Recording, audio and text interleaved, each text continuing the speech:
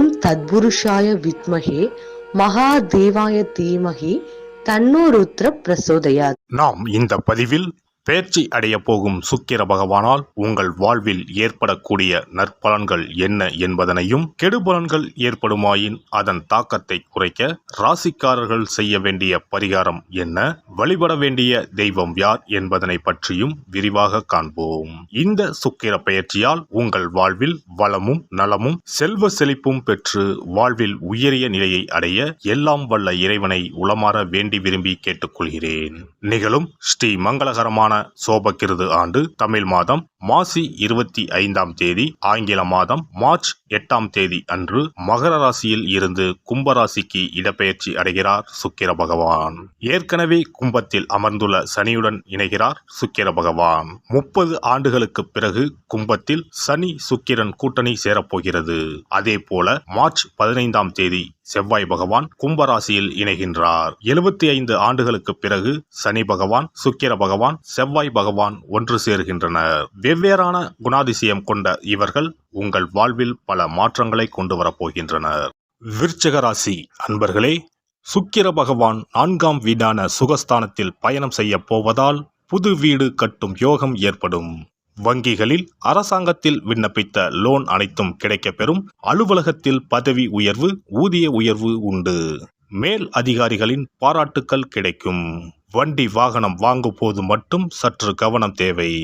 திருமணம் செய்ய காத்திருப்போருக்கு நல்ல வாழ்க்கை துணை அமையும். புரிதல் இல்லாமல் பிரிந்து இருந்த கணவன் மனைவி ஒன்று சேர்வார்கள். ஒருவரை ஒருவர் புரிந்து கொண்டு அனுசரித்து செல்வார்கள். வாழ்க்கை பயணம் இனி சிறப்பாக இருக்கும். சொந்த வீடு அல்லது 2 வருடத்திற்கு மேலாக ஒரு வாடகை வீட்டில் வசித்து வந்தால் அந்த வீட்டில் ஒரு கணபதி பூஜை செய்யுங்கள். இவ்வாறு செய்வதனால் தீய சக்தி செயல் இழந்து பாசிட்டிவ் எனர்ஜி உங்களை சுற்றி இருக்கும். வீட்டிற்கு தேவையான பொருட்களை வாங்கி மகிழ்வீர்கள். ஆடை ஆபரணங்களை பெண்கள் வாங்கும் யோகம் உண்டு. புது இடம், வீடு வாங்கவோ அல்லது புதுப்பிக்கவோ செய்யலாம். பயணங்களால் ஆதாயம் உண்டு. வெளியூர் வெளிநாடு பயணங்கள் மேற்கொள்வீர்கள். தொழிலில் உள்ள மந்தத்தன்மை நீங்கி சூடு பிடிக்கப் போகிறது. தொழிலில் லாபம் இரட்டிப்பாகும். பணவரவு அமோகமாக திருப்தி தரும். தொழில் விருத்தி உண்டாகும். புதிய கிளைகள் திறக்க உகந்த நேரம் இது. பணியாளர்கள் தங்கு தடையின்றி கிடைப்பார்கள். அரசாங்க வகையில் எதிர்பார்த்த சலுகைகள் கிடைக்கப் பெறுவீர்கள். உடல் ஆரோக்கியம் சிறப்பாக இருக்கும். தாயாரின் உடல்நிலை இப்போது சீராகும். வாகனங்களில் செல்லும் போது மட்டும் சற்று கவனம் தேவை. மாணவர்கள் ஆசிரியர் கூறுவதை பின்பற்றி செயல்பட்டால் தேர்வில் நல்ல மதிப்பெண் பெற்று தேர்ச்சி அடையலாம். நட்சத்திர பலன்கள்: விசாகம் 4ஆம் பாதம். சில காரியங்கள் எதிர்மறையாக நடக்கும். நீங்கள் இதுவரை எதிர்பார்த்த காரியங்கள் எல்லாம் இழுபறியாக நிறைவேறாமல் இருந்தாலும் ஏதோ ஒரு வகையில் எப்படியும் நடந்துவிடும் என்ற நம்பிக்கை இருக்கும். அனுசம் நட்சத்திரம். பழகும் மனிதர்களின் வார்த்தைகளை நம்புவதா வேண்டாமா என்று சமயத்தில் சந்தேகம் ஏற்படலாம். வாழ்க்கையில் பிடிப்பும் ஆர்வமும் இல்லாமல் சலிப்பு ஏற்பட்டாலும் எந்தவித பாதிப்பும் உண்டாகாது. கேட்டை நட்சத்திரம். குடும்பத்தில் நிலவி வந்த பிரச்சனைகள் மறையும். சிலருக்கு திருமணம் மற்றும் சுப நிகழ்ச்சிகள் நடப்பதில் தாமதம் ஏற்படும்.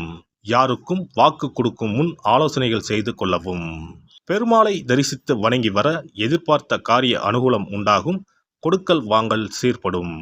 காசி விசாலாட்சியை வழிபட எதிர்ப்புகள் அகலும். காரிய தடை நீங்கும்.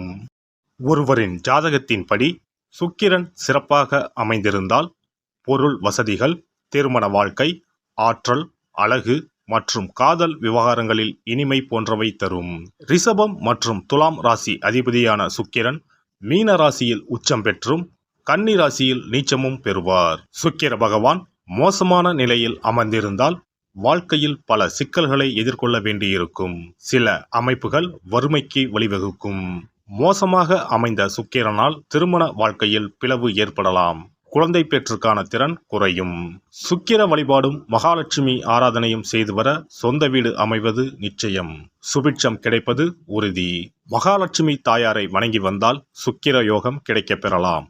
இல்லத்தில் சுபிட்சம் நிறைந்திருக்கும். பணம் இல்லாமலே வங்கி முதலான கடனை கொண்டு வீடு கட்டும் யோகமும் பலருக்கு உண்டு. அதேபோல் பணம் காசுக்கு குறைவே இல்லை என்று இருப்பவர்களுக்கு சொந்தமாக ஒரு வீடு கட்ட ஆசை இருந்தாலும் யோகம் அமையாமல் தள்ளி போவதும் உண்டு. சொந்த வீடு எனும் யோகத்தை தந்தருள்பவர்தான் வாஸ்து பகவான். பொதுவாகவே கட்டிடக்காரன் என்று சுக்கிர பகவானை சொல்லுவார்கள். சுக்கிர யோகம் ஒருவருக்கு வந்துவிட்டால் சகல சம்பத்துக்களும் கிடைப்பதற்கான வழிவகைகள் அமைந்துவிடும். சுக போகங்களுக்கு அதிபதியாக திகழ்பவர் சுக்கிர பகவான். வெள்ளிக்கிழமைகளிலும் ஞாயிற்றுக்கிழமைகளிலும் நவகிரகத்தில் உள்ள சுக்கிர பகவானுக்கு தீபமேற்றி 9 முறை நவகிரகத்தை வலம் வந்து வேண்டி வந்தால் சுகபோக வாழ்க்கையை தந்தருள்வார் சுக்கிர பகவான். ஒருவருடைய ஜாதகத்தில் சுக்கிர பகவான் உச்சமாக இருந்தால் இந்திரலோகத்துக்கு இணையான மிக பிரம்மாண்டமான வீடு அமையும் என்பது ஐதீகம். சுக்கிர பகவானையும் மகாலட்சுமி தாயாரையும் உரிய ஸ்லோகங்கள் சொல்லி தொடர்ந்து வேண்டி வந்தால் வீடுமனை யோகம் நிச்சயம் அமையும் என்கிறது சாஸ்திரம். வெள்ளிக்கிழமை என்பதை சுக்கிர வாரம் என்று சொல்லுவார்கள். வெள்ளிக்கிழமைகளில் காலையும் மாலையும் விளக்கேற்றி சுக்கிர ஸ்லோகம் சொல்லியும் ஸ்ரீ மகாலட்சுமி சோஸ்திரம் பாராயணம் செய்தும் வர வேண்டும். ஸ்ரீ கனகதாரா சோஸ்திரம் பாராயணம் சொல்லியும் மகாலட்சுமி அஷ்டோத்திரம் சொல்லியும் வேண்டிக் கொள்ளலாம். அருகில் உள்ள ஆலயத்திற்கு சென்று நவக்கிரகத்தில் உள்ள சுக்கிர பகவானை மனதார வேண்டிக் கொண்டு 9 முறை சுற்றி வந்து பிரார்த்தனைகள் மேற்கொள்ள வேண்டும். அதேபோல் பெருமாள் கோவிலுக்கு சென்று மகாலட்சுமி தாயாருக்கு வெண்மை நிற மலர்கள் சார்த்தி லட்சுமி அஷ்டோத்திரம் கனகதாரா சோஸ்திரமும் ஜபித்து பிரார்த்தனைகளை தாயாரிடம் வைத்து வேண்டி வழிபட வேண்டும். வேண்டியதையெல்லாம் தருவார் தாயார். மகாலட்சுமி தாயாரை வணங்கி வந்தால் சுக்கிர யோகம் கிடைக்க பெறலாம். இல்லத்தில் சுபிட்சம் நிறைந்திருக்கும். புது வீடு பால் காய்ச்சும் யோகமும் உண்டாகும். ஜாதகத்தில் சுக்கிரன் வலுவாக இல்லையெனில் வெள்ளிக்கிழமைகளில் சுக்கிர பகவானுக்கு மிகவும் விருப்பமான வெள்ளை அல்லது இளஞ்சிகப்பு ஆடைகளை அணிய வேண்டும். இதனால் சுக்கிரனின் தீங்கு புலன் குறையும். 33 கோடி தேவர்களின் அருளை பெற்றிட காமதேனு எனும் பசுவை வழங்குவது அவசியம். பசுவுக்கு விருப்பமான உணவு வழங்குவது சிறந்தது. வெள்ளிக்கிழமைகளில் வெள்ளை பசுவுக்கு உணவளிப்பதால் சுக்கிர பகவானின் அருட்கடாட்சத்தை பெறலாம். பசுவுக்கு உணவளித்து வருவதால் சுக்கிரனின் பலம் அதிகரிக்க தொடங்கும். இந்த சமயத்தின் மிக புனிதமானதாக தான தர்மம் பார்க்கப்படுகிறது. சுக்கிரனின் அருள் பெற வெள்ளிக்கிழமைகளில் கோவிலுக்கு சென்று வழிபட்டு வருவது நல்லது. உங்களால் முடிந்த அளவுக்கு தான தர்மங்கள், அன்னதானம், நன்கொடைகள் வழங்குவது மிக நல்லது.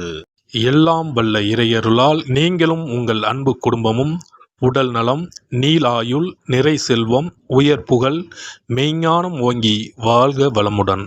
இந்த வீடியோ பதிவு உங்களுக்கு பிடித்திருந்தால் லைக் பண்ணுங்க, கமெண்ட் பண்ணுங்க, ஷேர் பண்ணுங்க. மறக்காம சப்ஸ்கிரைப் பண்ணுங்க. பக்கத்துல இருக்கிற பெல் பட்டனை கிளிக் பண்ணுங்க. நன்றி, வணக்கம். ஓம் நமச்சிவாய. சிவாய நம.